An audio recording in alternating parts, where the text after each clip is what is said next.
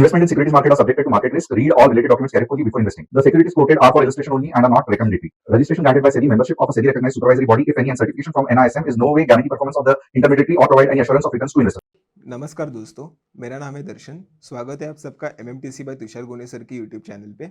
ये एक commodity specific video है। तो आज हम जानेंगे only commodity related news, future outlook and technical levels. तो चलिए शुरू करते हैं। अगर आपको ट्रेडिंग के रिलेटेड कोई भी डाउट हो तो फिर आप हमसे कनेक्ट कर सकते हैं डिस्क्रिप्शन बॉक्स में दिए हुए लिंक के साथ। चलते हैं हमारी पहली कमोडिटी क्रूड ऑयल के बारे में बात करते हैं। Oil market moves ahead of US Iran talks. अभी देखते हैं इनका करंट डिप्लोमेटिक स्टेटस क्या है।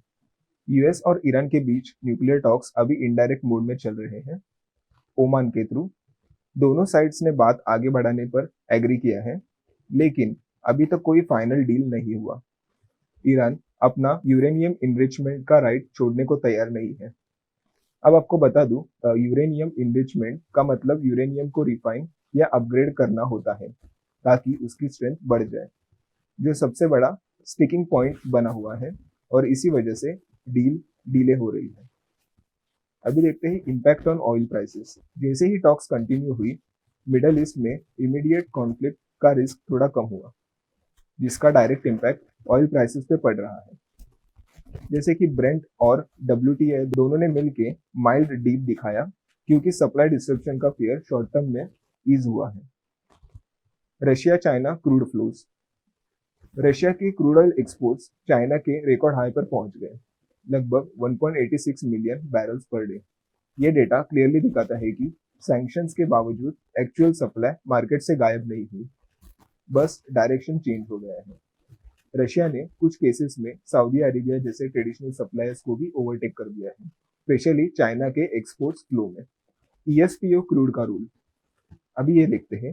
ESPO eastern Siberia Pacific ocean crude Russia का एक की ग्रेड है, जो स्पेशली एशियन मार्केट्स जैसे चाइना के लिए फ्लो करता है। अब ऑलमोस्ट 100% ESPO क्रूड ईस्ट की तरफ डाइवर्ट हो रहा है, मतलब बैरल्स रिमूव नहीं हुए, सिर्फ रीरूट हो गए हैं। ग्लोबल सप्लाई टाइट नहीं हुई, बस लॉजिस्टिक शिफ्ट हुआ है। जब सैंक्शन सप्लाई को कट नहीं कर पाता तो जियोपॉलिटिकल रिस्क प्रीमियम धीरे धीरे कम हो जाता है। अगर ओवरऑल क्रूड ऑयल का व्यू देखें तो इफेक्टिव सप्लाई अवेलेबिलिटी ज्यादा है, स्पेशली एशिया में। जियोपॉलिटिकल टेंशंस का इमीडिएट इम्पैक्ट कम हुआ है, इसलिए क्रूड ऑयल पर शॉर्ट टर्म डाउनवर्ड प्रेशर बना हुआ है। आगे मार्केट का direction largely US Iran talks के आउटकम और मिडल ईस्ट जियोपॉलिटिक्स पे डिपेंड होगा।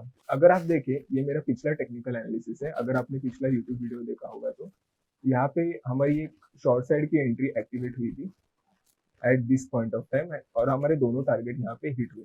तो चलते हैं टेक्निकल लेवल्स में। ये क्रूड ऑयल मिनी फ्यूचर्स का डेली चार्ट है। अगर डेली चार्ट देखें तो क्लियरली एक मेजर डाउनवर्ड ट्रेंड लाइन हमें दिख रही है, जिससे मार्केट बार बार रेजिस्टेंस फेस कर रहा है। साथ ही अगर थोड़ा क्लोजली ऑब्जर्व करें, जैसे मैं जूम इन कर देता हूं, अगर थोड़ा क्लोजली ऑब्जर्व करें तो प्राइसेस दो ट्रेंड लाइन के बीच में मूव कर रहा है, एक अपर से रेजिस्टेंस और एक नीचे से सपोर्ट, जो मिलकर ट्रायंगल टाइप पैटर्न बना रहे हैं।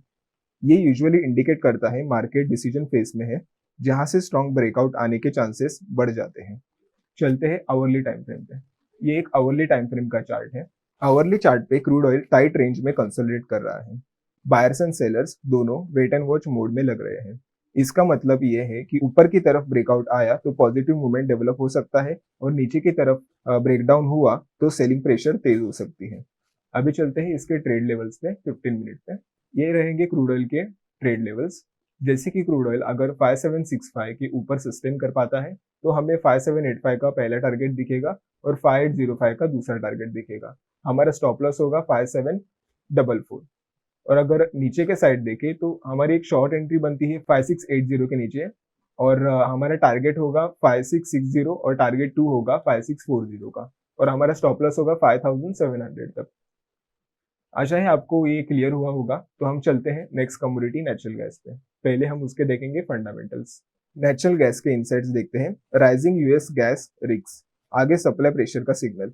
यूएस नेचुरल गैस साइड पर सप्लाई नंबर्स काफी स्ट्रॉन्ग दिख रहे हैं।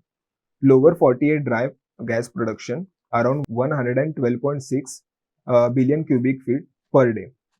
लोअर 48 का मतलब होता है मेनलैंड यूएस के 48 स्टेट्स, अलास्का और हवाई को छोड़कर।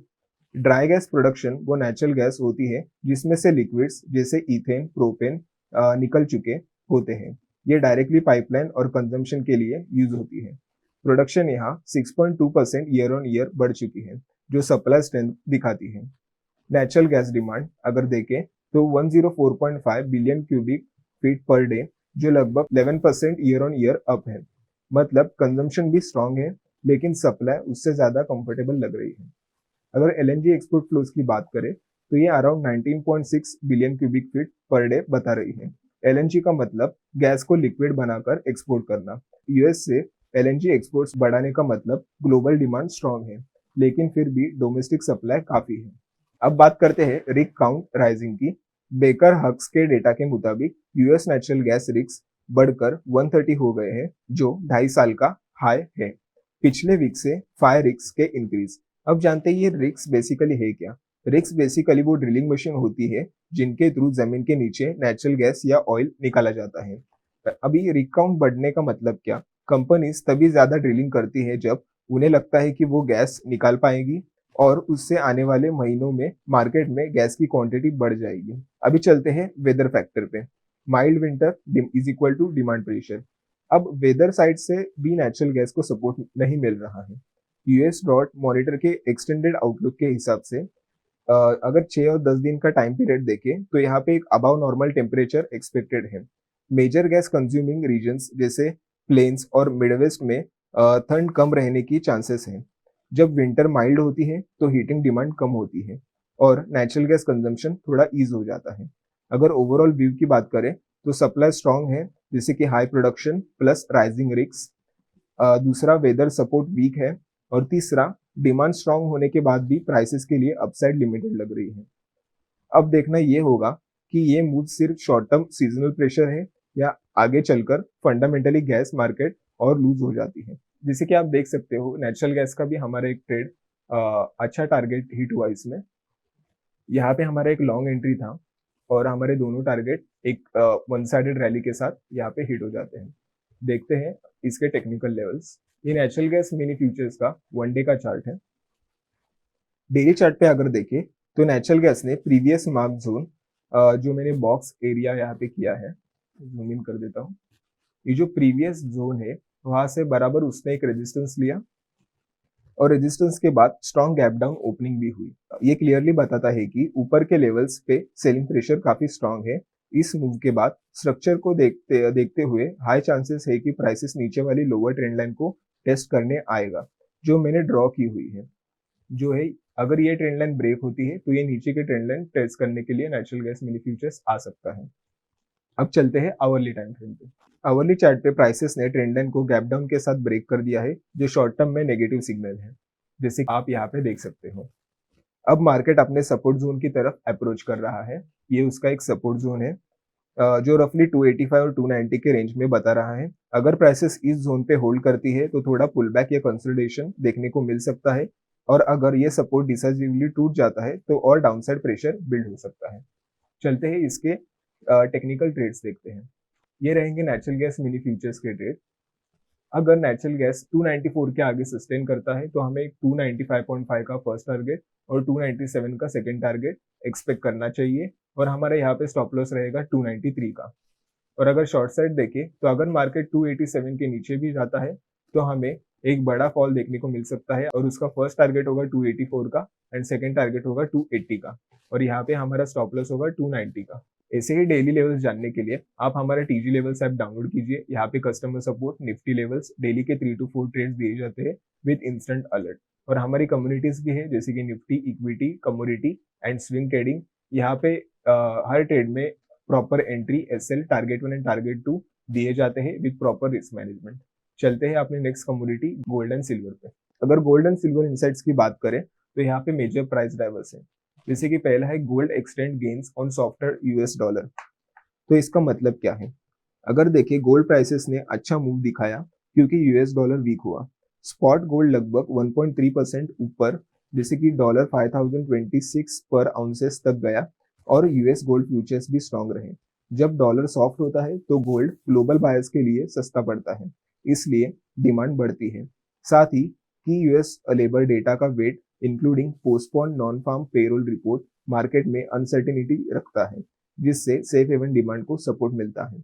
ऊपर से सेंट्रल बैंक्स लगातार गोल्ड खरीद रहे हैं इन्फ्लेशन और जियोपॉलिटिकल रिस्क के चलते, जो गोल्ड के लिए लॉन्ग टर्म स्ट्रक्चरल सपोर्ट बनाते हैं। अगर दूसरे पॉइंट की बात करें तो सिल्वर में हेवी रिटेल बाइंग हो रही है वॉलेटिलिटी के बावजूद।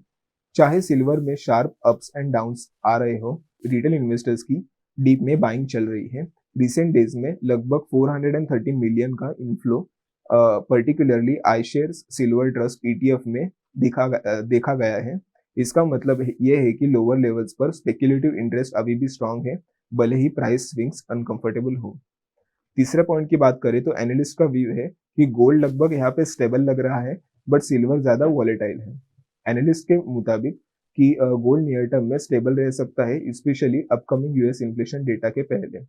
वही सिल्वर ज्यादा वॉलेटाइल रहने की संभावना है, क्योंकि इसमें रिस्क सेंटिमेंट का इम्पैक्ट ज्यादा होता है, स्पेक्युलेटिव फ्लोस तेज होते हैं और इंडस्ट्रियल डिमांड का रोल भी काफी ज्यादा होता है। अगर बॉटम लाइन की बात करें तो गोल्ड रिलेटिवली डिफेंसिव और स्टेबल प्ले बना हुआ है, और जबकि सिल्वर में high risk high reward type moves continue हो रहे हैं। चलते हैं गोल्ड पेटल्स के टेक्निकल व्यूज देखते हैं। ये गोल्ड पेटल का डेली टाइम फ्रेम है। डेली चार्ट पे देखने को मिल सकता है, जैसे कि गोल्ड पेटल ने 13,500 के जो लेवल्स है, जो यहाँ पे मैंने बॉक्स क्रिएट किया है, इससे अच्छा खासा एक सपोर्ट लिया है गोल्ड पेटल्स ने, और जिसका एक माइल्ड रिकवरी शो हो सकती है। लेकिन अभी अभी अगर बात करें तो यहाँ पे एक मेजर हर्डल हमें दिख रहा है 16,500 का। अगर गोल्ड पेटल 16,500 के ऊपर डिसाइसिवली ब्रेक और सस्टेन करता है तो शॉर्ट टर्म में एक अच्छी रैली देखने को मिल सकती है। तब तक मूव थोड़ा रेंज बाउंड होने की संभावना ज्यादा है। चलते हैं आवरली टाइम फ्रेम पे। अभी अगर आवरली टाइम फ्रेम की बात करें तो आवरली पे स्ट्रक्चर थोड़ा पॉजिटिव लग रहा है, क्योंकि यहाँ पे एक असेंडिंग ट्रायंगल पैटर्न फॉर्म हो चुका है। जैसे कि आप देख सकते हो यहाँ पे एक रेजिस्टेंस लाइन मैंने खींची है और नीचे से एक सपोर्टिव ट्रेंड लाइन यहाँ पे लगा दी है। तो अगर मार्केट ने इसका ब्रेकआउट दिया तो हमें अच्छे खासे अपसाइड यहाँ पे मूवमेंट एक्सपेक्ट करने को मिल सकता है। जैसे कि अभी मार्केट एक असेंडिंग ट्रायंगल फॉर्मेशन में चल रहा है। If market manages to break this level और यहाँ पे एक रेजिस्टेंस लेके एक छोटा सा पुल बैक लेके मार्केट एक अच्छा खासा रिटर्न्स यहाँ पे एक्सपेक्ट करने को मिल सकते हैं। चलते हैं 15 मिनट पे, देखते हैं हमें क्या ट्रेड देखने को मिल रहे हैं। ये है 15 मिनट का गोल्ड पेटल का चार्ट। अगर गोल्ड पेटल में शॉर्ट एंट्री की बात करें तो अगर गोल्ड पेटल 15,700 के नीचे जाता है तो हमें टारगेट 1 देखने को मिल सकता है 15,500 का, और टारगेट 2 देखने को मिल सकता है 15,300 का। यहाँ पे हमारा स्टॉप लॉस मेंटेन रहेगा 15,950। और अगर लॉन्ग एंट्री की बात करें तो गोल्ड 16,600 के ऊपर बुलिश लग रहा है, तो उसका फर्स्ट टारगेट होगा 16,800 एंड सेकेंड टारगेट होगा 17,000। यहाँ पे उसका स्टॉप लॉस होगा 16,350 का। तो ये थे टेक्निकल लेवल्स गोल्ड पेटल्स के। चलते हैं सिल्वर माइक्रो फ्यूचर्स में। ये एक सिल्वर माइक्रो फ्यूचर्स का वन डे का चार्ट है। डेली चार्ट पे क्लियरली दिख रहा है कि सिल्वर एक वाइड रेंज में मूव कर रहा है 3 लाख से 2,30,000 के बीच में। ये 3 लाख की रेजिस्टेंस लेवल है और ये 2,30,000 का एक सपोर्ट लेवल फिलहाल सिल्वर माइक्रो फ्यूचर्स मेंटेन कर रहा है। अभी मार्केट में एक रेंज बाउंड फेज चल रहा है, जहां से डिसाइसिव ब्रेकआउट मिलेगा वहीं से एक डायरेक्शनल मूव हम एक्सपेक्ट कर सकते हैं।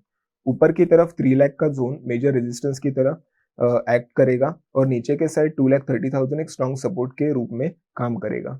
इस रेंज के अंदर moves mostly short term trading opportunities देंगे जब तक क्लियर ब्रेकआउट नहीं आता। अब चलते हैं आवरली टाइम फ्रेम पे। अगर आवरली चार्ट पे बात करें तो आवरली चार्ट पे देखने को मिल सकता है 3 लाख से रिजेक्शन लेने के बाद सिल्वर नीचे आया और अब 2,73,000 के लेवल पर रेजिस्टेंस फेस कर रहा है। ये लेवल इंपॉर्टेंट है क्योंकि यहाँ पहले एक गैप जोन भी क्रिएट हुआ था, जैसे कि आप यहाँ पे देख सकते हैं, जहां से सप्लाई एक्टिव हो सकती है। अगर 2,73,000 से 2,75,000 का जोन ऊपर सस्टेन नहीं हो पाता, जैसे कि 2,73,000 टू 2,75,000 का ये जो मैंने बॉक्स किया है छोटा वाला, अगर ये सस्टेन नहीं हो पाता तो हम एक सेल साइड का प्रेशर वापस देख सकते हैं। और अगर इस जोन के ऊपर क्लीन ब्रेकआउट मिलता है तो शॉर्ट टर्म रिलीफ के चांसेस बनेंगे, जिसमें ऊपर के लेवल्स पे हमें एक अच्छा खासा एक प्राइस रैली का मूवमेंट एक्सपेक्ट करना चाहिए। अब चलते हैं 15 मिनट टाइम फ्रेम पे। ये एक ट्रेड है लॉन्ग एंट्री का 15 मिनट पे। यहाँ पे एक लॉन्ग एंट्री बनेगी 2,78,500 के ऊपर। हमारा फर्स्ट टारगेट होगा 2,84,500 एंड सेकंड टारगेट होगा 2,88,950 का। यहाँ पे हमारा स्टॉप लॉस मेंटेन होगा 2,74,500। और अगर डाउनसाइड की बात करें तो एक शॉर्ट एंट्री बन सकती है 2,51,400 के नीचे। हमारा फर्स्ट टारगेट होगा 2,44,500 एंड सेकंड टारगेट होगा 2,37,100। यहाँ पे हमारा स्टॉप लॉस होगा 2,56,500। तो ये थे डेली लेवल्स सिल्वर के।